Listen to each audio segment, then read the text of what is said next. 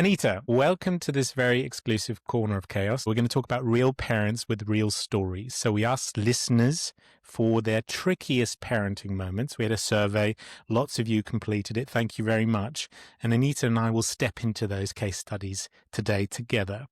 But Anita, I thought we'd drop you straight into the middle of it. So maybe imagine a parent in a supermarket, a toddler screaming, they don't want to leave, they didn't get the juice box.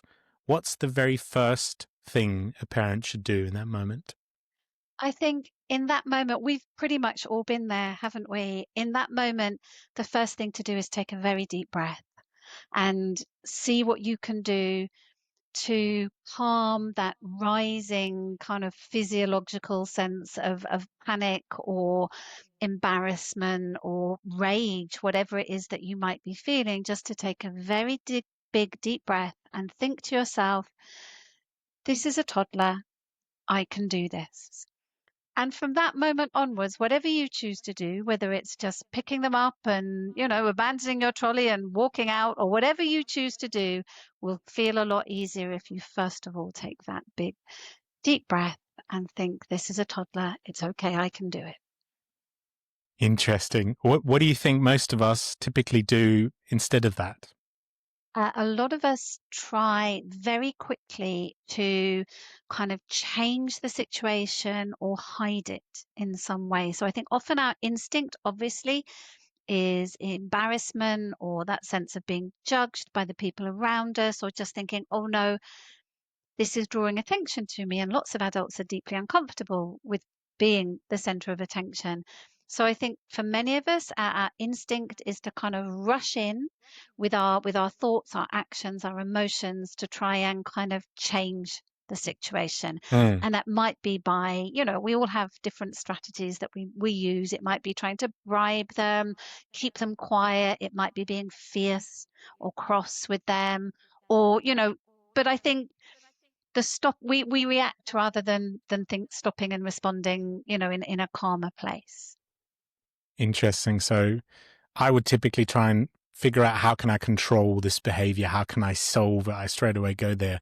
But I haven't really looked at taking a first breath. That is to say, kind of, what can I control about my own thoughts, my own way of responding to this?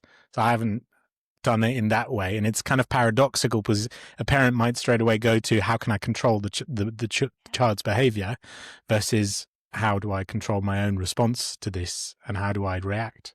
I think that takes us straight away to the heart of one of the illusions, really, that modern parents are fed, that parenting is about controlling children or managing children's behavior, when a huge amount of parenting is about managing ourselves and controlling ourselves. And that's the bit we have to do first.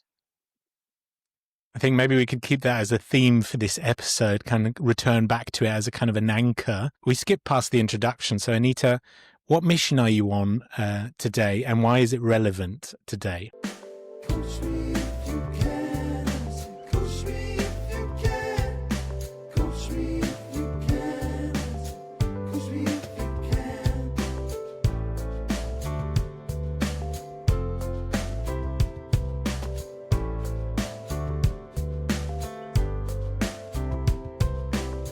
So my mission is to help parents understand children better so that they can be the parent that their child needs, and so that they can feel confident and competent in that parenting role. And I do it because, well, children fascinate me, and I care deeply about their need for love, for nurture, for care.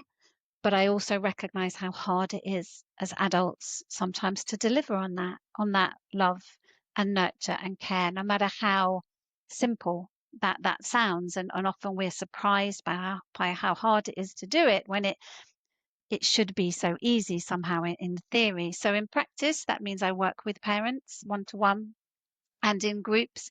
I specialize particularly in working with working parents. To be honest, that's most parents these days. But I go into companies and I support working parents there, really to try and balance some of those competing demands of modern life, of wanting to be a great parent, but having a demanding career, and trying to Mm. problem solve with people how we make that happen. And I read parenting books when I first became a parent, and I felt very strongly at the time that most of them just did not take into account the reality of my everyday life. I was a single working parent when my children were little, and all of this felt like, yes, wouldn't it be nice if all of that was possible? But in the real world, I need to get them to nursery for 8 o'clock in the morning because I've got to get a train. Otherwise, I'm going to be late for work and I'm going to, mess up on a client meeting, and then I'm going to lose my job. And all of the stress of that comes into the moment of Mm. trying to get your children to put their shoes on. And I never felt like that was really acknowledged in some of the theories. So I was very keen to kind of explore how to help parents just in that real world modern parenting kind of way, non-theoretical, nitty-gritty stuff. And you've got a background in child psychology. So I've got a postgraduate qualification in developmental psychology, which is child development.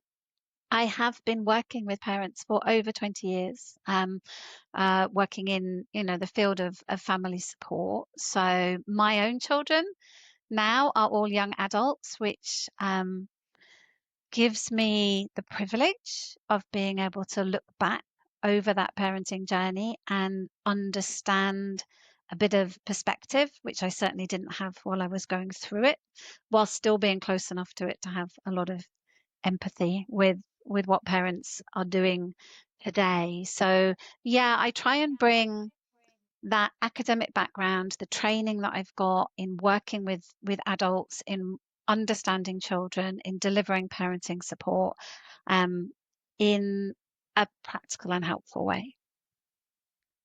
What's the biggest misconception in parenting you come across? I think there are a lot of big myths in parenting, and I think for modern parents in particular, we are bombarded with must do's.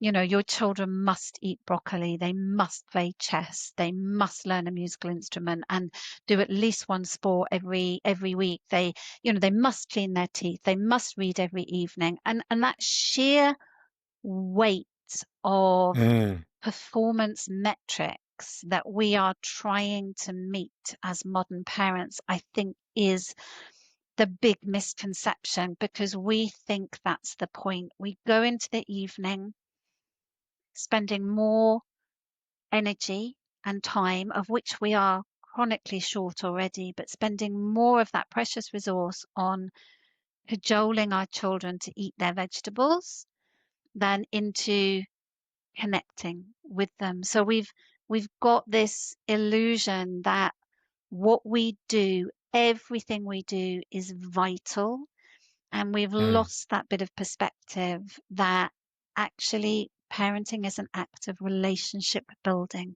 ultimately, Mm. and we are not quite as important as we think we are when it comes to determining children's outcomes. Interesting. I had to think where these must do's come from, but we've selected a couple of myths for you today, Anita. So the next part of the show is called Fact Fiction. We've got 5 statements for you. They're about a minute apiece of reflection if you want to. And at the last one, you get 2 minutes. Okay. Okay. Quality time is more important than quantity of time with your children.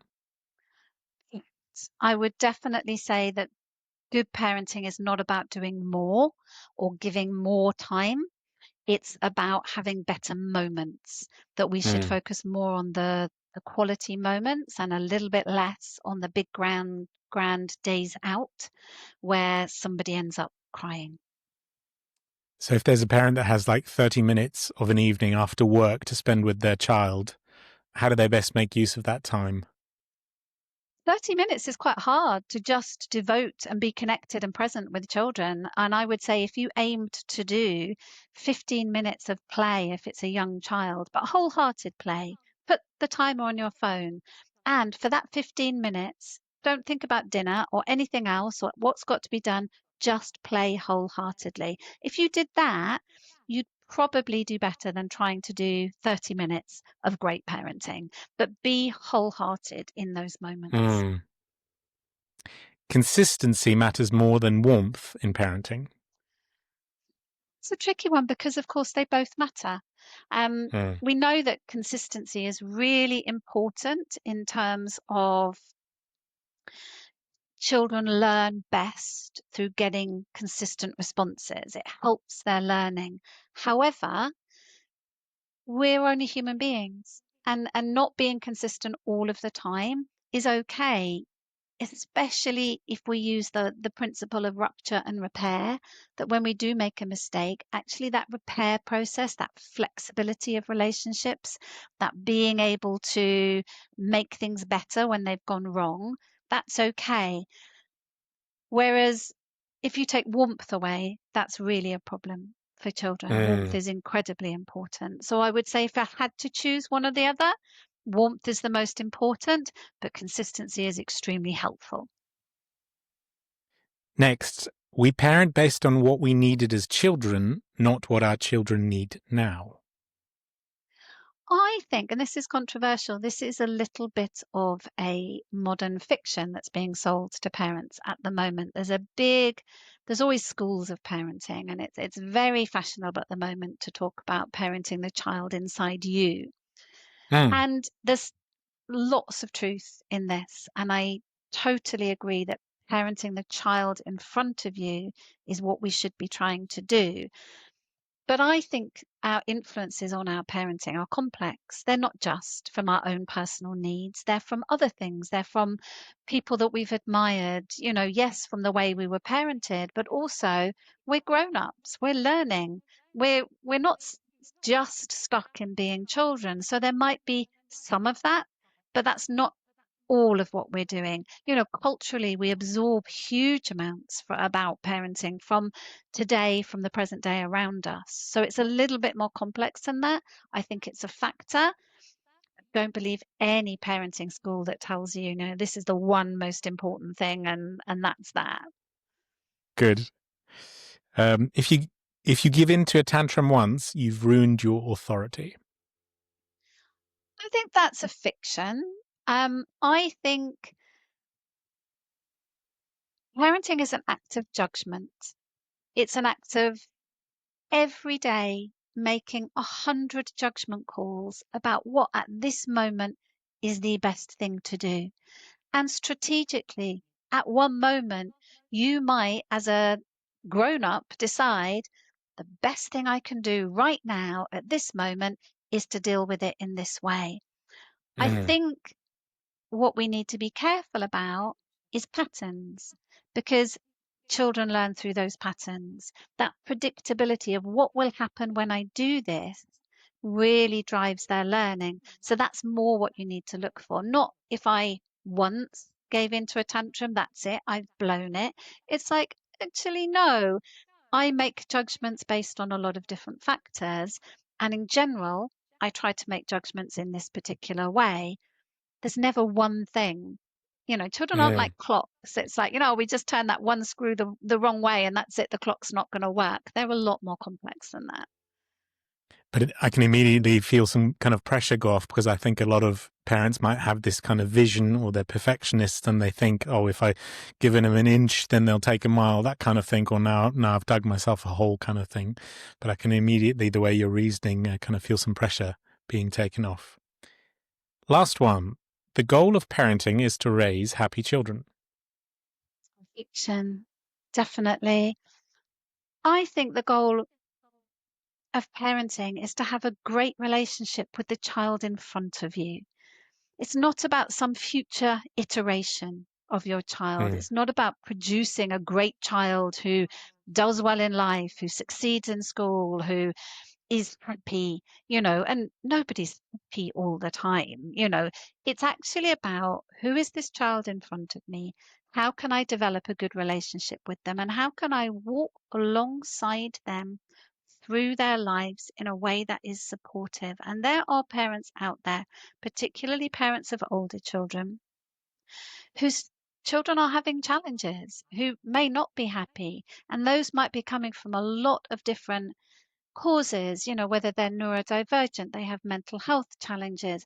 There are lots of things in children's life that challenge them. If we genuinely thought that the way our children turn out is entirely that this product-based version of parenting, that it's my job to produce a particular child, that feels very impoverished to me in terms of what we're doing as parents. Whereas actually, we just have the privilege of walking through our children's lives with them, if we are lucky, for as long as we can, trying to help, trying to guide. We don't get to choose which path there is in front of them. And as they get older, they choose their own. And we definitely don't get to control that. We're not in control as parents of everything that's going to happen to our children. So if we think that our job is to produce this type of person, well, some of us, yippee, lucky. My kid happened to turn out that way anyway, possibly because of genetics and good fortune and socioeconomics and many other things, as well as my parenting. And this other child didn't. They had challenges. Is that my fault that my child is struggling? I don't sign up to the take the credit side of parenting, and I don't sign up to the take the blame. What I ask parents to do is to meet their child where they are right now and try to be the person they need from you to be. Lovely. I mean, that again takes the pressure off, and also with this either controlling the way the product turns out or controlling the behavior, there's almost stress baked into that, I find. Whereas framing it as there's a relationship we need to maintain and invest in takes some of that pressure off. Absolutely. And I think that lightness in parenting is really important, because it feels like parenting got very heavy, very onerous, like it's a weight on our shoulders, and it's become somehow self-defining and all-consuming. And if we can just pare it back a little bit and say that relationship is really what matters. Now, if I set you the challenge, Peter, that, well, okay, this evening I want you to do one thing that builds relationship with your children, and that, if you can tick that and say, I did one thing, it might only take 30 seconds. It might be a cuddle. It might be a joke. It might be, who knows? But do one thing that builds relationship tonight. That feels manageable, and we can take that as a guiding rope a little bit. Whereas my children need to behave. I'm worried about what other people think about them. I'm worried about what other people think about me. I need to produce children who behave in this particular way. I think that leads us to not knowing our children, but trying to parent some either ideal or hypothetical version of a child. Lovely. You survived fact fiction. Well done. Quick one from me. This episode is brought to you by Inner Buddies. Inner Buddies is a young modern company in the Netherlands. They're a spin-off from Maastricht University, and they do something rather specific and actually darn cool. So they study poop. They study the microbiome, they study the gut, and they do that through studying poop. So they studied my poo 5 times now over the last 3 years, and I must say I'm a complete convert. So since then I've lost 30 kilos, I've beaten hand eczema, and I'm actually probably, as lots of people around you might say, a lot less irritable than I was, which is probably like a public service. So your gut might be trying to tell you something, and Inner Buddies helps you listen. Go check out Inner Buddies, www.innerbuddies.com, and use the code WellerGuts at checkout for a small discount. Back to the show. Thank you. So we've entered to the heart of the show, Anita. That's the coaching session. Now we have about 45 minutes to do a coaching session. This is typically where I hand over the reins to you. You're the coach in this scenario. I did, however, write down 2 case studies for us. So maybe we open one up in the beginning, and then we open one up towards the end, and we do some coaching throughout. And maybe we also reflect at the end, and maybe also touch on that anchor about controlling one's own behavior. That sounds like a good approach. I always like to ground these things in something very concrete that we can look at. So let's go for a case study. Good. Toothbrushing Revolt. This is actually a journal entry of mine, 3 journals entries to be specific. So the girl in question's my daughter, 3-year-old toddler. Day 1.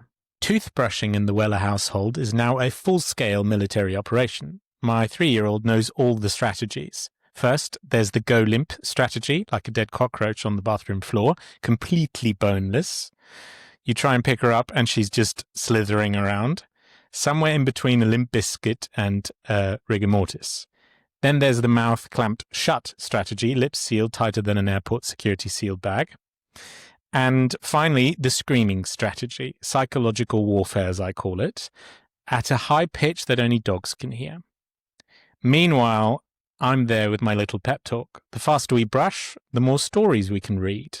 And now she's looking at me. Nice try, Dad. So I changed tactics. No teeth, no book. She's completely unfazed.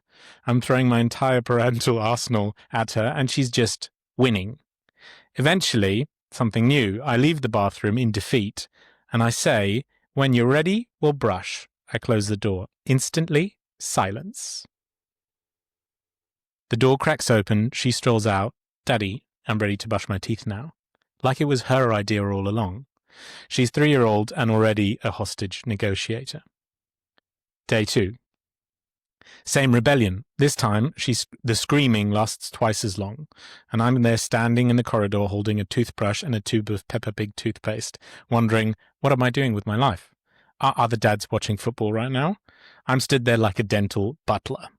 At one point, I even tried teamwork. She brushes my teeth while I brush hers. That was fun for once, but then she started brushing my ear. So day 3, I changed strategies completely. Brushing before bath time. Suddenly no drama, because now brushing is the ticket to get into the bath. It's the admission fee. It works like a charm. The only problem is we don't go into the bath every day. So try explaining that to my daughter when she's already got the toothbrush in hand. Now, Anita, what's happening here? Is this clever parenting, or am I just being outplayed by this 3-year-old mastermind? You'll always be outplayed by a 3-year-old. And I think it's really fundamental that we understand that you can't out-stubborn a toddler.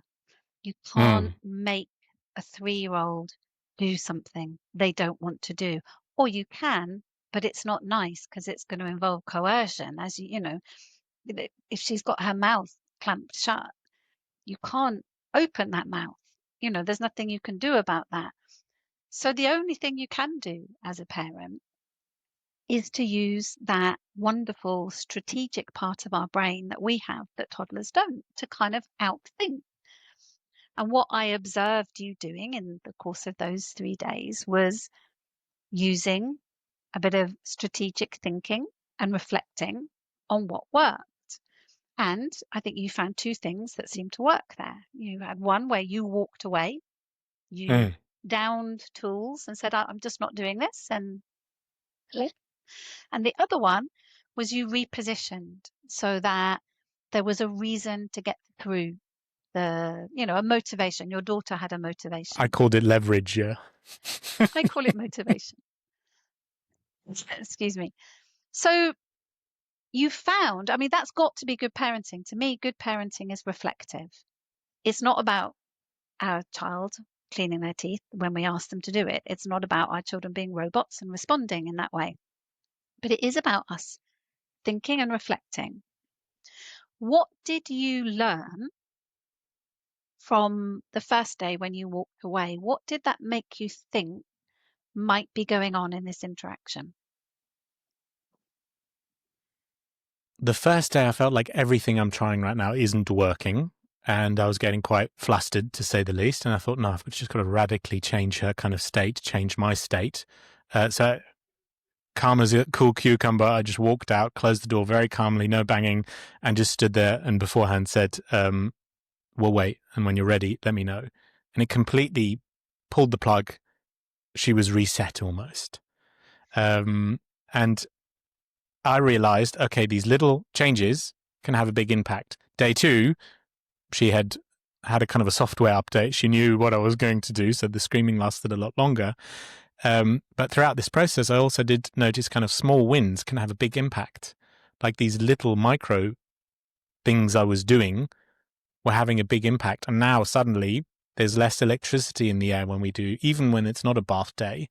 We kind of high five each other. But that's because we've had a couple of small wins. So she knows it's not a, pulling teeth at the dentist. It's just brushing your teeth. So we've had a couple of small wins, and then it became a lot easier. And so far, so good now since. But that was a real, how am I going to deal with this? Because I like the evening time with her. It's just before reading a book. And I always felt weird saying, look, no brushing, no book. You don't brush your teeth to read a book. So that felt odd. And then I stumbled onto this kind of reset in the corridor. But that was also very funny the second day. So when she did clean her teeth, after you'd walked away, and when you did it before the bath, what did you do? How did you behave during that teeth cleaning? Calm. And asking her to point me in which areas have I done before, so as calm as possible. That this is water off a duck's back. It's nothing big. Mm-hmm. And were there any particular words that you used or anything that you said? I can imagine I would have said how important brushing teeth is, and it's not going to take long, and we're doing a great job. You're doing a great job. Have I gotten all spots? Have I forgotten? Has Daddy forgotten an area? Right, and then she points me to the area, and then kind of trying to create a team effort kind of thing, and yeah, that worked. So it sounds like when it was successful, you made that moment enjoyable. It was Mm, calm. You made it a little bit fun. There was a certain amount yep, of playfulness in that. It was quite intimate in the sense it was the two of you talking, face yep. to face. She had your full attention. You weren't kind of, on your phone or half-heartedly doing this.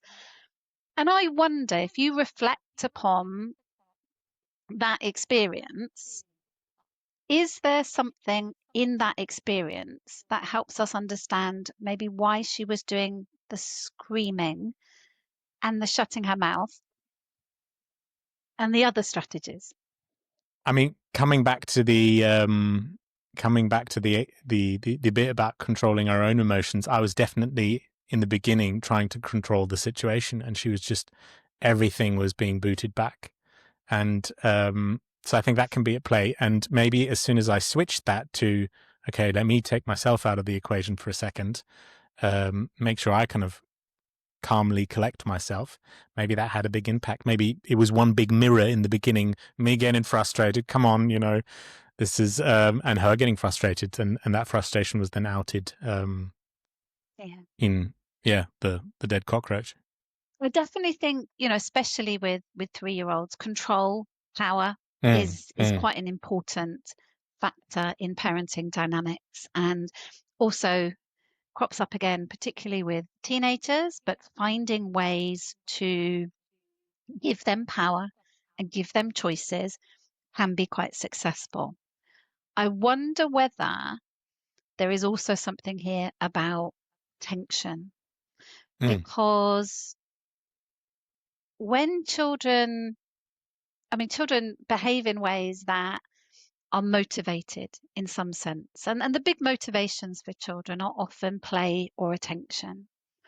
And sometimes we can fall into the habit where children do behavior which is very frustrating for us. It gets in the way that, refusing to clean your teeth. It's just intensely frustrating for a parent. And accidentally, we bring to bear upon that situation a reaction, a tension. So you talked about giving her a pep talk, talking about how important it was. You've got to clean your teeth. I'm sure you explained, why it's so important to clean your teeth. And you then started threatening, well, if you don't clean your teeth, we're not going to do these things. And all of that is quite a lot of intense, direct attention. And I wonder whether there's something about a habit that when it resolved and went well, the attention was got in the way you wanted it to, but in the other way, it wasn't. When it wasn't working, there was something about attention. I don't know. What do you think about that as an idea? Yeah, I mean, I'd want to look back at the day. How much time did I spend with her? That kind of a thing. But generally, I'm quite fortunate. I can spend quite a lot of time with my children. I think in those days, it was also having big days and being mentally kind of fried towards the end of the day, towards the end of an evening. Then just brains are fried. Yeah. And I think what you did there is really interesting because when I said attention, you automatically got a little bit defensive. You thought, oh, how much attention did I give her that day? Mm, Had I given her enough? And that's very common for parents because attention is something we worry about.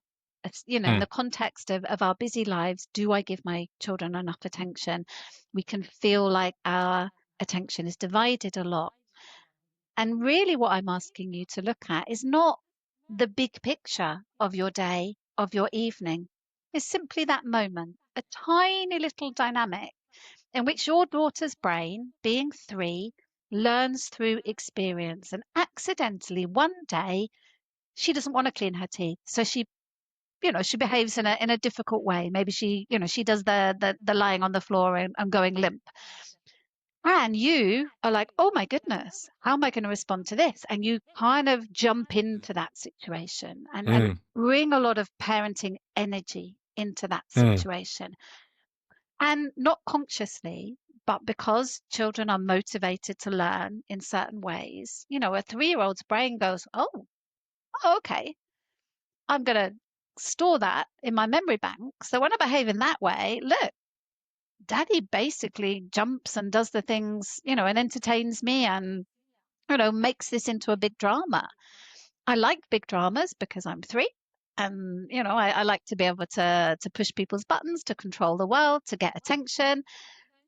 Okay, so the next day, you know what? I'm going to go large on the lying on the floor because I'm going to see how does this work? mm. And not out of any ill intention on children's part, but their brains often learn through the really minuscule, tiny things that you identified. What did I do? What did she do? What did I do? Those little bits of attention. So if we can take the weight out of that word and really just look at this as a small moment dynamic, often children learn that a good way to get attention is to sabotage the bedtime routine or the morning routine or the mealtime routine. That if I start, running around and refusing to clean my teeth or get in the bath, it leverages, it creates a reaction. Mm. So the two things that you did that were really smart there, one of them was to walk away and actually Mm. say, no, my attention comes when we get this right. When you're cooperating, then we get those lovely snuggly daddy Yeah. moments. If you're not, fine. I'm just going to go and, put the bath on and get things ready. Interesting, because he was always almost running out of creativity. Then I thought, what have we not done? We're at Z now, folks. And then I thought, okay, walk away. But yeah, interesting. Yeah. So it's always worth thinking, I think, about attention as a potential driver with very young children, um, because it is so powerful to them. I think the interesting thing, you said at one point that she was winning. Mm. Do you want to say any more about how that feels to be in a relationship with a toddler when you're defining kind of it as a win-lose situation? Yeah, I mean, there was also a lot of war analogy. I work in the security industry, so maybe that was where that came from. But no, I don't see it as a kind of a who wins the day and who loses the day. I would joke about that because that would be humor in the household. But no, I didn't see as winning or losing like that. Yeah. I think, but I think the word win is really interesting because I often ask parents to define what would good look like in this situation. So, for you in terms of teeth cleaning, what would good look like? Mm. if we can have a sense of calm and consistency, and we realize this is what we need to do, and the quicker we do it, we can spend more time reading books. That's kind of good. Yep. Do you think at 3 years old, your daughter is cognitively capable of going through that thought process? No, as soon as I said it, and not as I said it then, but now I repeated it twice. No, definitely not. But that's why I think that is good, because I value the book reading time so much. That's why I think that's good for me. If we can minimize the teeth brushing part, unless it's calm and it's nice and we can actually enjoy it, then that changes the game. That's time together one-on-one. But the real lovely time is then reading books, which we are fortunate enough to do every evening. Yeah. So there's something there about priorities, because adult priorities and children's priorities are not always the same thing. I'm sure your daughter loves reading books with you, but that doesn't mean to say that she's going to respond to an approach that says, I will take the book reading away unless you clean your teeth. Motivation's really, really important. And if we can engage children's motivation, we've got a much better chance of kind of easing them through the things that we need to do. But they don't do it for the same reasons that we want them to do it. Right. What's one of the tools out of the tool shed that I didn't use in that situation but could have? So I mean, you used the things I would have recommended would have been reducing the drama completely, just taking away the attention on it. But also, I mean, you were quite fortunate that she, then almost instantly turned around and said, "Oh, please do it." Some children that doesn't work, but really thinking about going large on your attention for them doing the small things that you want them to do. So even if you walk into that bathroom and she picks up the toothbrush, being, oh, well done. You picked up the toothbrush. Brilliant. That's the first step we need to do. Kind of almost like preemptive praise to get them through tricky moments, to sort of really go large on your attention, especially to change a habit.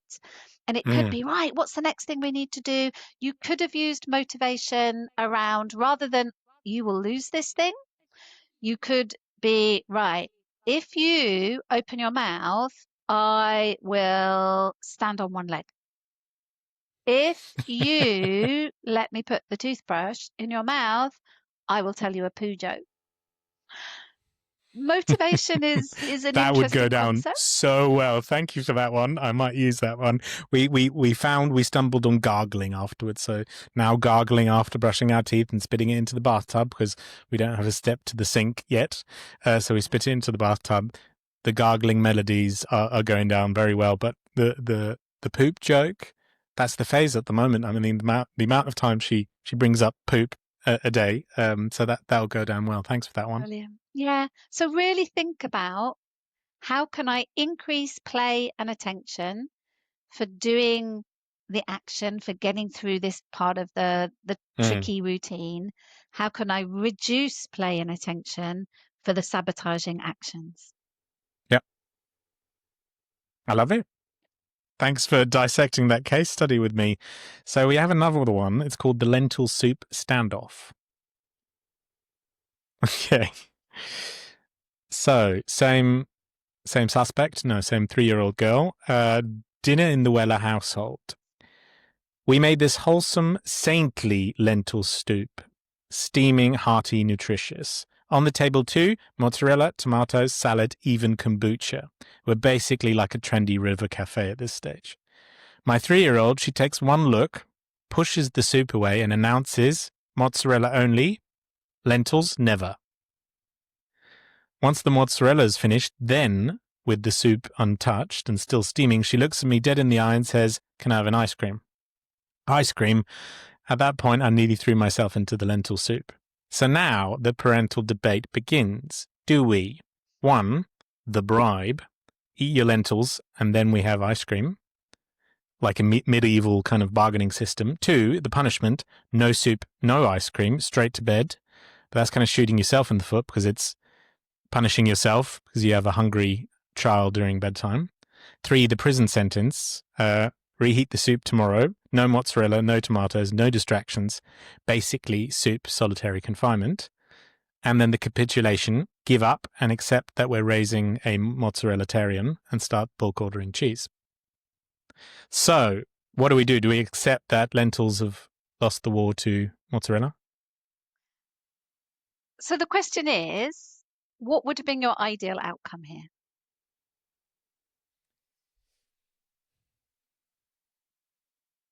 It's difficult. I haven't figured that out because lentils have gone down really well, and we noticed if we serve not the same portion, but just she's a bit hesitant, doesn't like it. If we do the same day two, and there's no distractions, she tucks into it, and it's a water off a duck's back. Here we weren't sure. What do we do? Do we send her to bed just on mozzarella? She'll be hungry, or do we somehow give her all the stuff that make the whole situation worse because they realize any sugary stuff, then I get what I want, and I'm just going to do that. So why lentil soup if I can have a rocket colourful ice cream? So good for me. No, I haven't defined that, but I do know good consistently over time would be to kind of get the lentil soup in there. So over time, we're looking at her having a relatively good nutritional diet Yep. rather than every single meal being lentils. 100%. So diverse. That's how we eat. We're kind of phasing it in slowly, and lentils are a good one. What do you think might encourage your daughter to get towards that place of happy kind of interaction with or acceptance of that diverse, healthy food? What do you think are the factors that might encourage that? I mean, we do one quite religiously, which is when I cook. She sits on the counter and she knows all the vegetables. We have these funny kind of jokes about vegetables: umber, cucumber, all of these kind of things. Ellery, celery, eta, feta. So she knows all the stuff. So that was one way we were just kind of playing basically with food. She knows the ingredients of stock, pancakes, you name it. She can list the ingredients, and she loves it. However, that has kind of lost a bit of interest. So that used to be super interesting.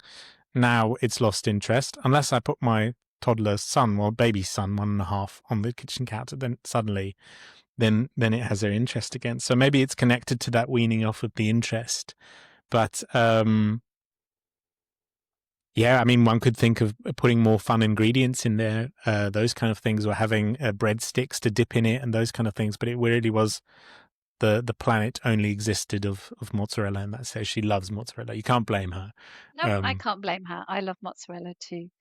So a certain amount of playfulness you think with your daughter is really helpful around food. Did you learn anything from the previous case study that you think might be relevant here?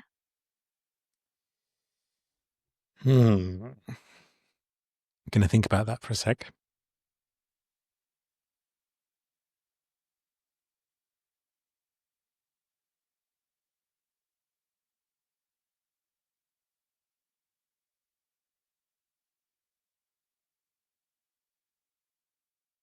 Yeah, I mean, we can apply some of the techniques, trying to look at it for humor. If you eat, I will do something funny. But maybe I was overthinking that, because I think you shouldn't be eating because I'll do something funny. But that's my brain, not her brain. I mean, that would be applying that from the previous case study. And I like that a lot better, doing something funny, or mummy will sing a song, or, I'll pick on mummy, then mummy will do the funny thing. I do like that, because always ice cream and sugary stuff, it's kind of a pain point of ours, I suppose, a lot of the unhealthy food. So I like those, the outcomes that are like that don't include sugary stuff. I love those. So maybe figuring out what a couple of those might look like, and then applying those, having basically different cards to play in those moments. Yeah, and sometimes parents are reluctant to use a sort of reward-based approach. I'll sing a song if you do that. And I understand why. I think often we worry that, well, they ought to just do it because they want to. They Yeah. ought to be intrinsically motivated to do these things. And we always just have to remember we're talking about a 3-year-old, and the vast majority of 3-year-olds in Europe find lentils a little bit, yeah, not up there on their top favorite food. So we always have to just sort of think, what is my goal here? And if your goal is to have, children who are really easy around food, who are happy to try things, who, have that diverse experience of food, who enjoy sitting at the table with their parents and, that being a nice bonding experience, then you forcing them to eat something is probably Mm. not going to be helpful. Getting into a battle about the Yeah. lentils out of principle for that one meal, you haven't eaten your lentils, and therefore I'm going to stand on this principle, and nobody's going anywhere until you've eaten those lentils. Mm. I wonder, what we would really be gaining by taking that Mm. approach. So I'd encourage you to think about the bigger picture and think about relationship before standing on principle. If we're standing on principle and destroying relationship, we're probably in the wrong place as a parent. And certainly, I remember as a child, it was a very different culture. I wasn't allowed to eat the table and leave the table until I'd eaten, everything on my plate. I personally just used to hide the lentils in my Mm. socks. It wasn't lentils, it was other things I didn't like, but it didn't necessarily, make me like that food. The evidence is really clear. What makes children like or encourages children to like foods? Well, age. Young children are quite skeptical about different tastes. There's a big Mhm. genetic component of being a fussy eater. Having hands-on food preparation, being allowed to touch food, get their fingers in it, being involved in cooking, all those things that that you're doing so that it demystifies, they get familiar with it, they can kind of taste it with their eyes and their fingers before they put it in their mouths, being very relaxed around food, not having battles about it. That's far more likely to get you where you want to go. So Mm. if on that particular meal she only eats mozzarella, the evidence on children's nutrition is as long as we place in front of them healthy choices, and we're fortunate enough to be able to do that, children very seldom starve themselves of the nutrition that they need. Now, there are very rare conditions in which that happens, but it's extremely Mm. unlikely. They tend to learn to balance their food out across the week. That doesn't mean that we automatically give them ice cream. And the ice cream issue is really interesting because children need energy for sure, but they'll choose, just like you or I or many people, they'll choose to get it the fast, nice way through sweet things if that's what's on offer. So you have a choice about whether or not to use food as a reward or whether or not dessert is always a part of a meal. And those are your choices as an adult. If you set up a system whereby there's always a pudding, there's always dessert, you will Mm. always be in this situation of Mm. how much do they have to have of the healthy stuff before they're allowed it. I was just If, thinking about all the people who do have the tradition of dessert ice cream afterwards. yeah, if Yeah. dessert in your house is doesn't exist, or if it's fruit, or if you think, well, if she is hungry later, she can always have fruit. That's always available. There's always choices. What there isn't is sweet stuff. So I think as adults, we have to take responsibility for making that available and setting up those patterns. And if Mm. the answer is no, you can't have an ice cream. It's Wednesday. Yeah, we have ice creams once a week, or, we're Yeah. pudding is going to be apple puree. You can have the apple puree if you've finished your dinner. Then we get ourselves out of those situations. Mm. But we've put her in a impossible situation. You're making your 3-year-old choose between lentils and ice cream. Is it reasonable to expect that she will choose the lentils, or should we change the choices? Love it. It also takes the pressure out, not what you said earlier on with the evidence about what they actually need, that it might even balance it out over the week, that even if one evening she just chooses one of the three things on the table, that's absolutely fine. She can always tuck in later with the fruit that I absolutely love. And the frustrating thing was at the time that she brought up the ice cream, because we don't usually have that. But no, I really like that reflection. It again kind of takes some of the pressure off. Yeah, I think we put a lot of pressure on ourselves performatively as parents to get things right now with our Yeah. kids. And I certainly, I have, as I said, I have the privilege of looking back over my children's lives. And one of my kids was a very fussy eater. I think at about 18 months old, he pretty much ate 5 things. That was it. That was his permitted list.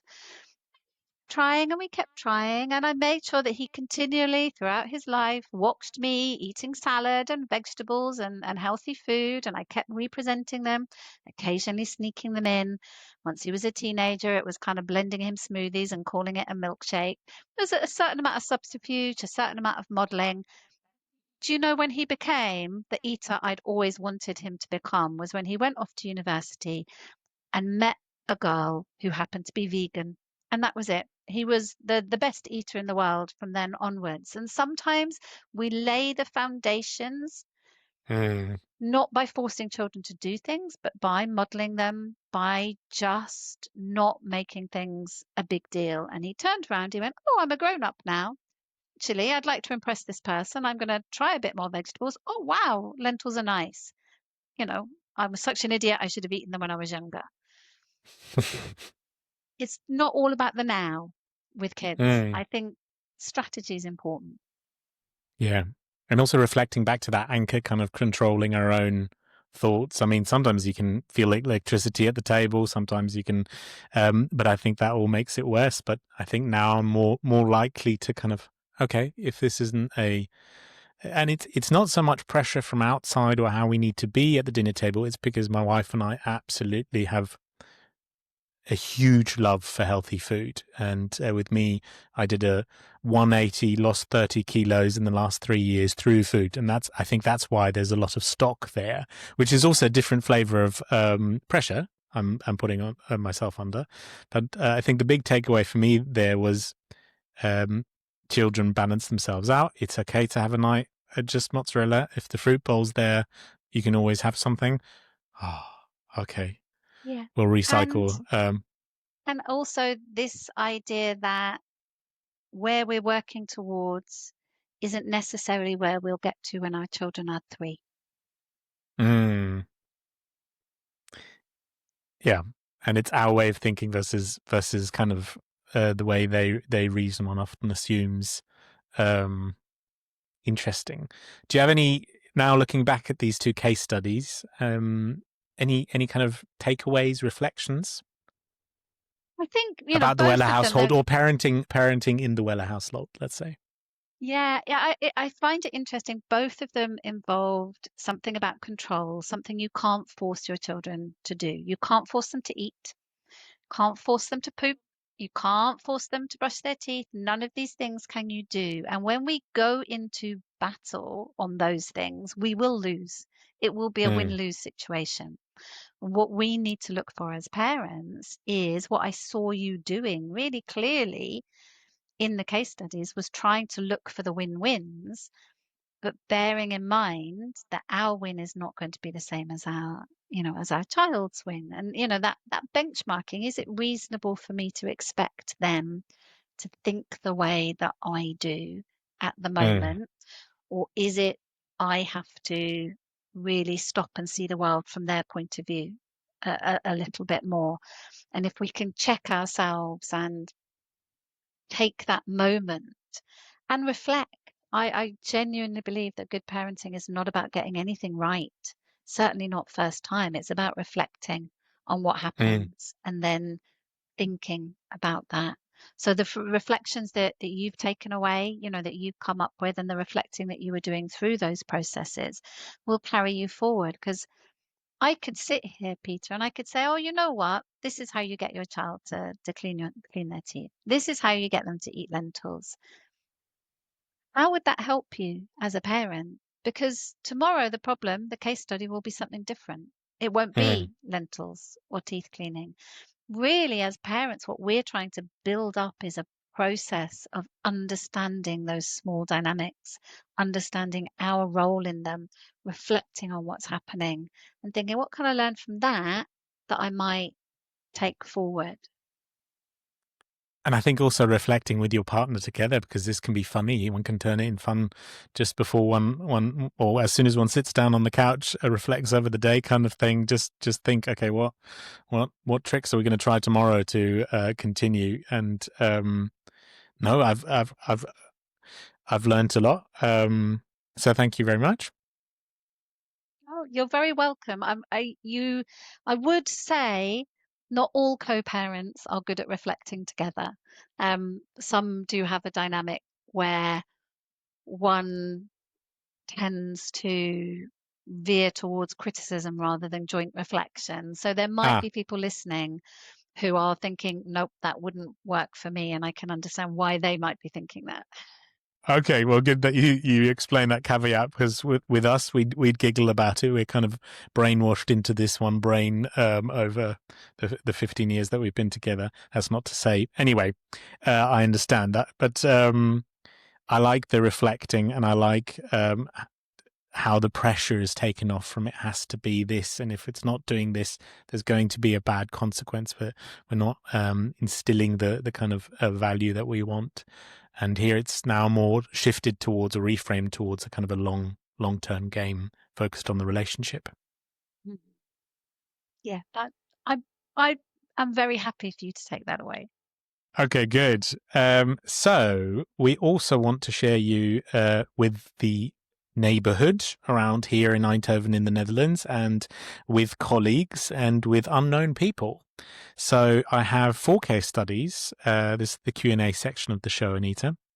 And we'd spend about 5 minutes on each case study. And this is where we can kind of reflect together. And I've noted down the ages of the individuals.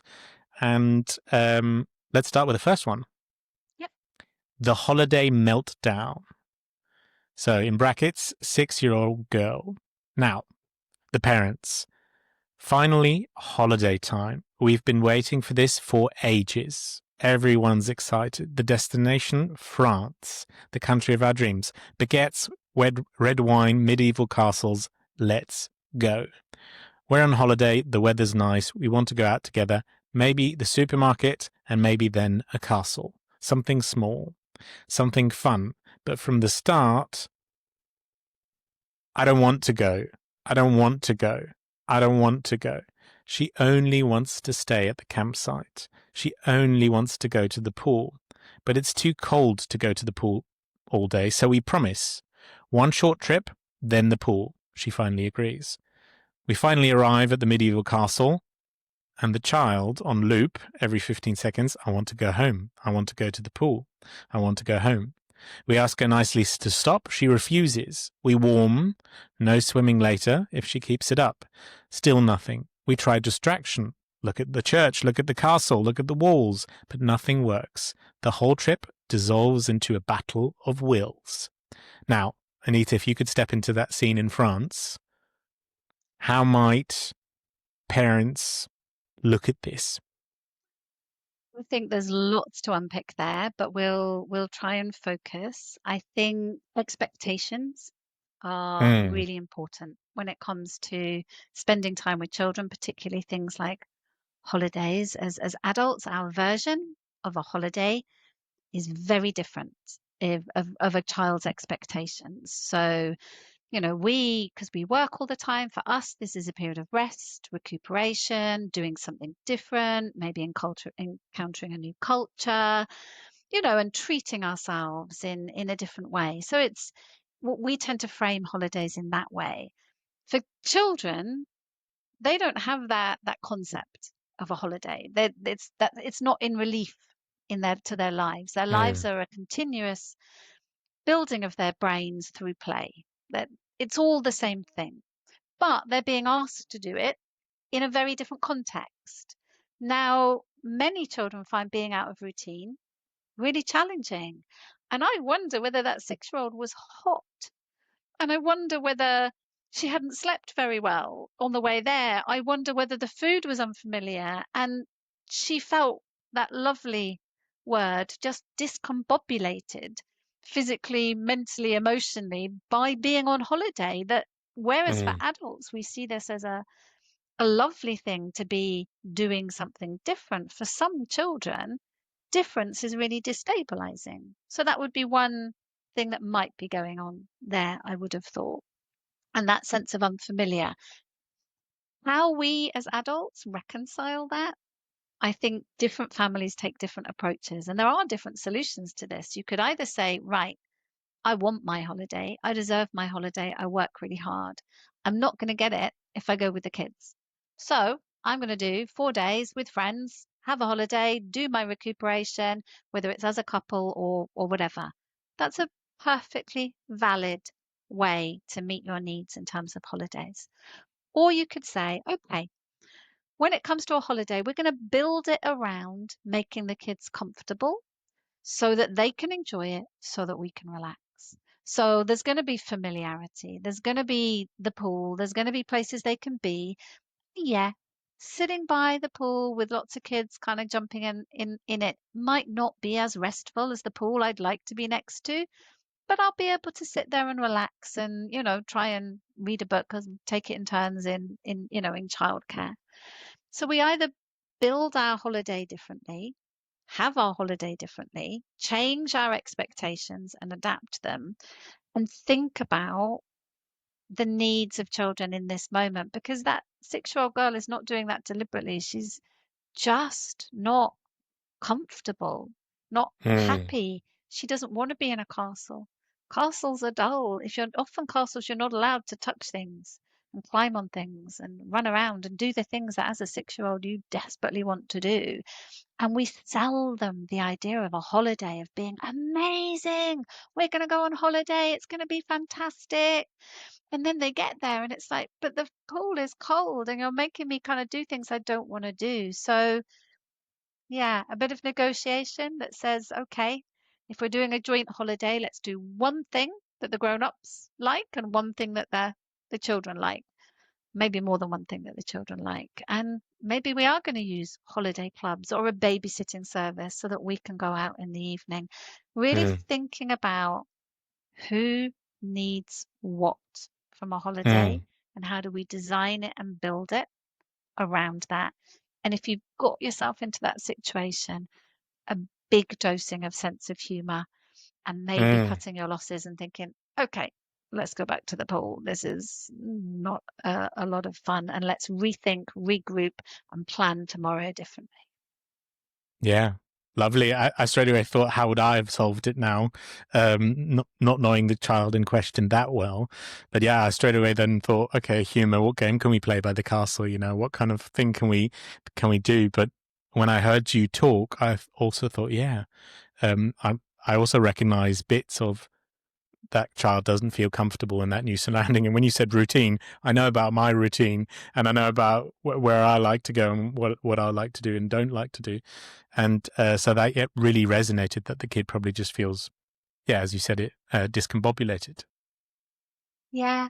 And different children have different tolerances for change. And, that's why it's so important to know your own child and to learn from that and to think, okay, we tried this, it wasn't great. Every Mm, parent has horror stories of, you know, holidays that weren't great. yeah, And we pick ourselves up and we learn from them and we kind of try something different the next time. yeah. Seems like a bit also similar to the supermarket situation where it's in public, it's with other people and those kind of things, and that can just create this whole storm basically on how things can just go. So that was a public battle in the middle of a castle in France. The next one is a more private battle, and I think it's probably one parents are facing everywhere right now. The phone glow, I called it. Child in question, 15. It's evening.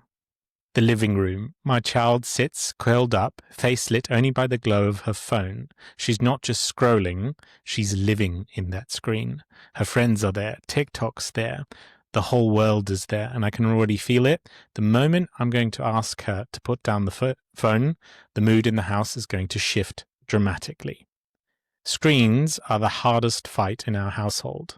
The moment I say it's time to stop, she turns grumpy. The whole atmosphere changes. And more than that, I feel her drifting. Friends and outside voices are starting to matter more than I do. Time to put your phone away. But all my friends are there. You don't understand. She pulls away further, and sometimes what she repeats from TikTok or her friends, it really worries me.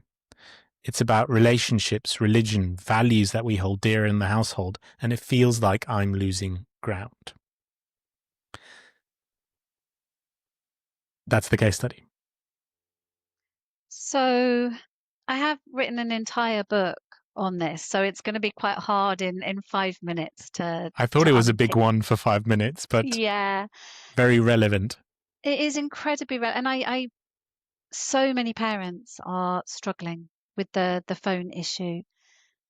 There's a few things to think about here, that it is very natural when you're a 15-year-old girl to care what your friends think. It's not only natural in terms of, the development that she's going through personally, socially, but also her brain is wired to care what her friends think. So there's a lot that goes on in terms of teenage neurological development that leads them towards a preoccupation with whether or not they are feeling accepted, approved of, threatened, excluded from friendship groups. And, evolutionary psychologists would talk about the fact that the teenage years are about transitioning. They're about leaving the family and finding a new herd. And the brain, being a fantastic organ, programs teens to be preoccupied with the actions and the interactions that will give them the feedback that they need in order to be able to assimilate into their new herd. She's also got less neurological kind of weaponry for resisting technology. And all of that kind of Mm, is a bit of a perfect storm. Her friends live in her phone.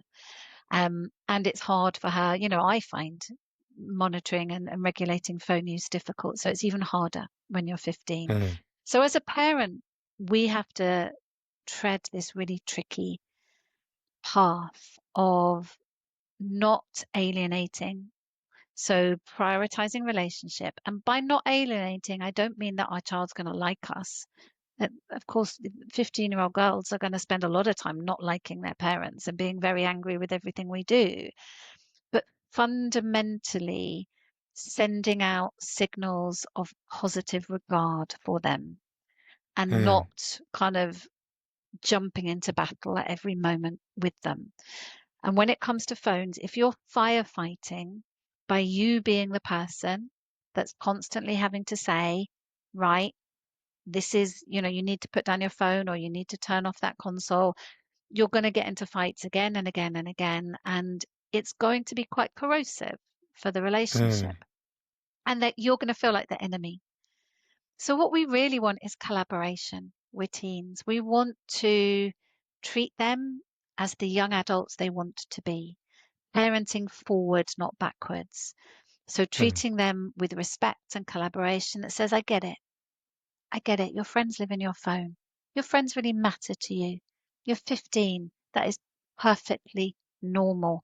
And coming off your phone when, they're still on it and you're going to feel embarrassed, you're going to feel humiliated. That's major when you're 15. I get it. I want to avoid these situations, but I'm also your parent and I have to take responsibility for your well-being. And I can't just sit back and you be on your phone all the time. So, somewhere in here, we have to find a way forward where you get a bit more balance, you get a bit more time away from the phone and do some healthier activities so I can feel reassured about your well-being. You can benefit from that, but we do that in a way that works for you. And when we go to teenagers and try to jointly problem solve, jointly set mm, boundaries and co-create solutions with them, we are far more likely to get small wins. Now, we won't end up having them off their phone nearly as much as we want to, but what we will end up with is goodwill good relationship and a template for solving problems together. And there will be wins. Mm. And that, if we can take that philosophy, if I can recommend that philosophy to parents of teens in terms of problem solving, I think that's the way forward. Yes, don't let your 11, 12-year-old have a phone. Delay, delay, delay, delay once they're younger, when they're younger. But once they've got a phone, you've got to co-create and collaborate with them and set down rules together with them. And you need to model those rules. You need to live them too. If there is a rule that says no phones in your bedroom, which I highly recommend, then you have to do it too. I love the reframing there. I mean, lovely said. I love the reframing there again of sitting at the same time of the table, same side of the table. That kind of changes it, and the minor wins, the small wins again. But I'd take my hat off to any parent navigating that battle. I mean, it sounds like you've had that conversation a couple of times, and that sounds like a really tricky one because these things have been by design designed to be addictive.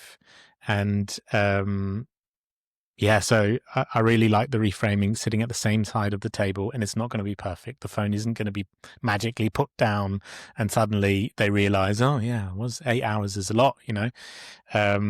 But I like the bit about the small wins that takes again. Yeah. And Many is that teenagers the book, want by the way, to, Anita?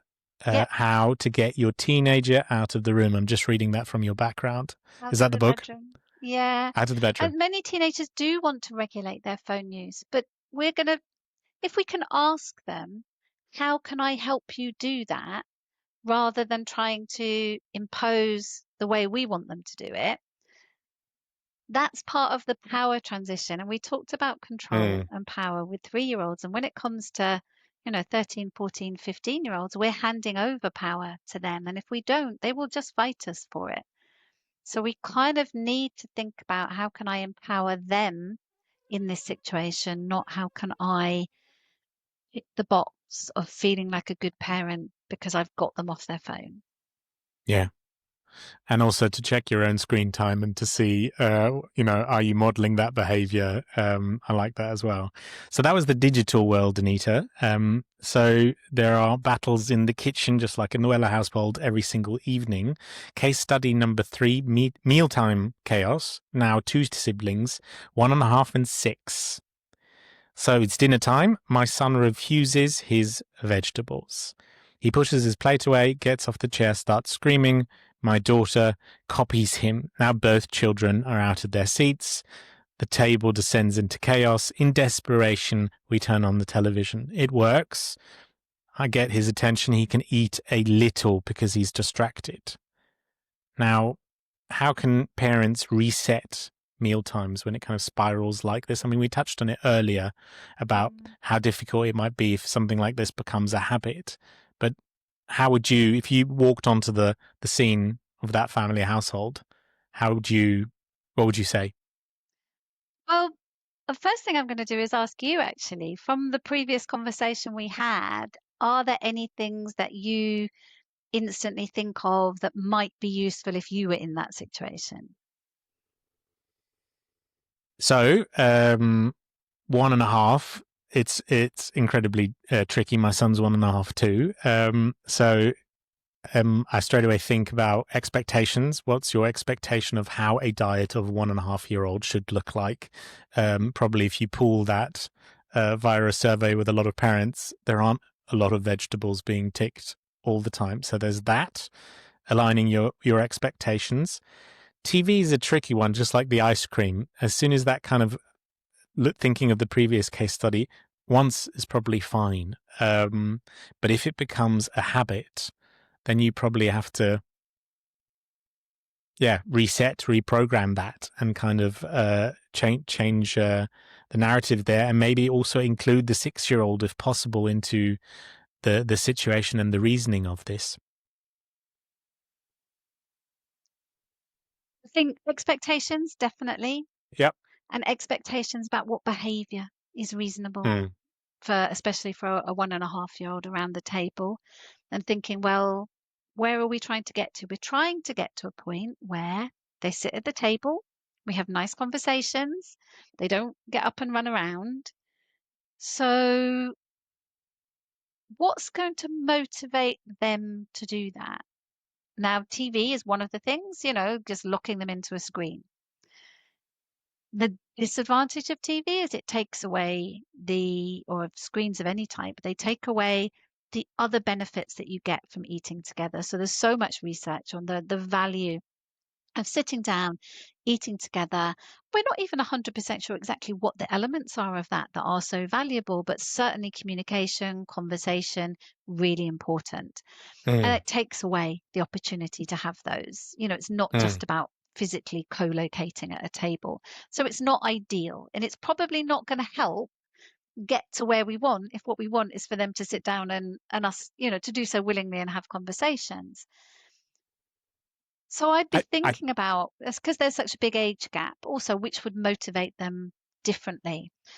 A mm, 1.5-year-old, that preemptive praise of they are literally sitting down and you're just like, big smile, big beams. Oh, you're sitting down. What a good boy. 100% attention, kind of really full, intense attention. You might be putting stickers on their nose every time they put a pea in their mouth, but really bigging up that situation of them sitting at the table and making them go, wow, look, this is mm, worth me keeping my bottom on this mm. chair because this is great. I'm really enjoying it. And hopefully they're putting some food in their mouth. And we're going to keep it short because they're only 1.5. So we could kind of go for that approach. With a 6-year-old, of course, because we can have conversations, we've got an opportunity to discuss having a bit of a rule. The rule Mm, being when we eat, you keep your bottom on the chair.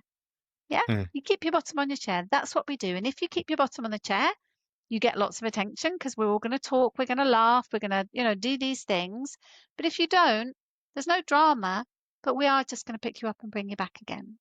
And that's that. And trying to reduce the drama and make it a nice place to be. But do that mm, and think, can we get this to work for 5 minutes? mm, And even if we think, why don't we just take the table away to start with? Let's just do a picnic on the living room floor, put out a blanket, we'll have sandwiches. Can we get them to sit there for 3 minutes and eat with us? Brilliant. This is amazing. Can we do the same thing for a bit longer? Can we transfer it to the table? Think about this as stepping stones, a journey towards the place you want to be. But you can't just magic children there. You've got to take them there step by step mm. and Small steps. through their motivation. Yeah. We discovered a couple of trade secrets, I suppose, in the Weller household. We started asking kind of a quiz thing. What's that? What's that? What's that? And we've got quite a long selection of the plant, the lamp, the this, the that, but he absolutely loves it, my son. And also a kind of reframing we've gone to is expectations. We kind of hope that it's a modicum of tidiness, right? But if we introduce peas into our household, I mean, there'd be a prison riot. I mean, then it would be complete. But my wife and I are kind of going through like, okay, he probably needs to explore the texture of these things. Him dipping his hands into the Greek yogurt and smearing it everywhere is kind of probably what needs to happen. Yeah. Yeah, and that is perfectly appropriate for that age group to do that. Mm, So I also we also have to think about, expectations in terms of who am I doing this for? Is this because I am going to feel like a better parent if my children sit at a table? Do I need to do this every time? Do I just want them to be able to do it when they need to? Or is there something fundamental to me about this? And every family makes different decisions about that. mm, And most families don't get the chance to all sit down together every single day, but we want to do it once a week, for example, or whenever it is. yeah. So I think, a bit of strategy there is quite important, but lots of positive motivation for getting it right. And I personally think the screens just create another problem if for using those for keeping kids quiet. We've got a few minutes for the last one. Not hearing zone. Case study 4, age 6. Sometimes it feels like my daughter doesn't hear me when she's in the zone, playing with dolls, drawing, screen time, or with a friend. Recently, I asked her to stop doing something. I asked 3 times, normal voice, no response. Then I told her, next time I will raise my voice. Still nothing. Only when I yelled did she stop. And sometimes when she's really hyper, she laughs and keeps going. It's incredibly frustrating. I don't want to yell at her, but I don't know how else to get through. So what can parents do when they kind of feel ignored like this? That must be quite frustrating. I think, first of all, we need to have to think about why is it happening? So what is the job of a child? What is their purpose, their driving force in life? Their driving force is to play. And they want to do that because by playing, they interact with the world and they build their brains. So if we imagine a young child is a little bit like they've got a motor inside them, which is going play, play, play, play, play, play, play, play, play, play, play, play, play, play, play. And that is the thing that they are driven to do. And when they're in that zone and you want them to stop playing and go do something they don't want to do, that's strategically something that they are going to ignore. It's kind of like, no, I don't want to. Every fiber in my body and brain is telling me to play. You're telling me to do something I don't want to do. And if you're telling it to me from the other side of the room, I don't care how nice you're being, I'm probably going to ignore you because I'm involved, I'm engaged, I'm absorbed in this. This is the most important thing I need to do in my world, in my life. So they do get into a zone where they don't want to stop. Can also be a good sign sometimes. I mean, if it's drawing, if it's these kind of things, those are creative, could also be a sign that that's something to double down on, where it might be a strength, big interest, those kind of things. And we want them to stop playing because unfortunately, we have to get them to do the other kind of mundane stuff in life, like, eating and cleaning their teeth and all of these kind of things. If we do need them to stop, you are always much, much better going up to the child, getting close to them within an arm's length and saying, please come and do this. Just giving a very simple instruction, put that down, come to the table and stay there. So rather than giving the instruction from further away when you're easy to ignore, always get up close and just stay close, wait. And if they do it, brilliant. Thank you so much for listening to me. Lots of positive reinforcement for listening. And if they don't, count to 5 in your head and ask again because they're not robots, they're children and they're absorbed. And if they don't the second time, don't keep asking. Don't ask 3 times. Don't ask again and again and again. There's only one thing that's going to happen if you keep asking is that you're going to get annoyed because that big red disrespect button that was kind of, created when we were children is going to get pushed. It's going to go off and you're going to start getting annoyed. So don't take yourself to the point of being annoyed by asking and asking. Ask twice, up close, where you know they can hear you. And if they ignore you at that point, they're ignoring you. That's it. They've decided to ignore you. So be the grown up, have some authority, change the situation. Stand up, turn the TV off, pick them up, move them. Say, right, you haven't listened to me. We're putting the pencils away. And change. Step in when you're calm before you've got frustrated. Step in early, but set them up to succeed. Not with drama, not with noise. Just make it very clear so they know, every time dad comes up, he's close to me. He asked me to do something. He If I means don't business. do it, he's going to make me do it anyway. It's still going to happen. If I do it, he's going to smile, he's going to laugh, he's going to be really happy, and we're going to go and do it, and it's going to be great.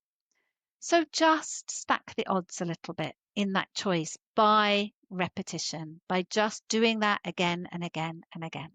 But you can't stop them being in that zone. They're children, they're playing. I love it.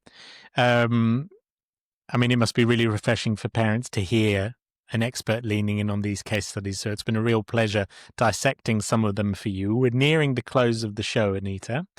So let's think of a parting challenge you would like to leave the listeners on. something easy, something achievable that you can leave them with? So I think it was one that I alluded to earlier, which was about being mindful of the performance metrics you set yourself as a parent, and really thinking about what can I succeed at that is really important. So the next time, that you see your children, whether it's this evening, at the weekend, whenever it is that you get to see them, what one thing could I do that would build relationship with them? And not a big thing, but what small thing could I do? And if I can set myself that, and it could be that 15 minutes of play, it could be 5 minutes of snuggling, it could be just having a joke with them, and Mm. but set yourself a target to do one thing that will build relationship and walk away from that feeling good, reflecting on it and going, yep, I feel great. They feel great. That's the sweet spot of parenting. I'm going to do that again. It was small, but it mattered. Yeah. And we also learn by doing things, and we're more likely to do it again if we feel successful. When we feel like failures, that doesn't help us to kind Mm. of reflect and do the things that we need to do. So Imagine the listeners passing the same billboard on their way to work. What's Anita's billboard on the topic of parenting? yeah, and I knew you were going to ask me this question, and I'm still torn. I promised myself I would decide what it was going to be, but actually, I'm still torn between two. So you might have to choose which one. Okay, Um, front and back. um, so one of them is, what I said about great parenting is not about producing great children, Mm.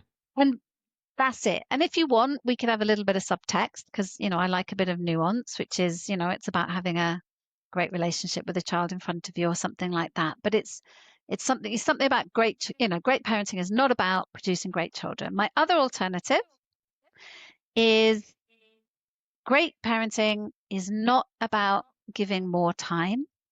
It's about having better moments. Now you get to choose which one of those you think should be on a billboard. I think people should probably see both of them.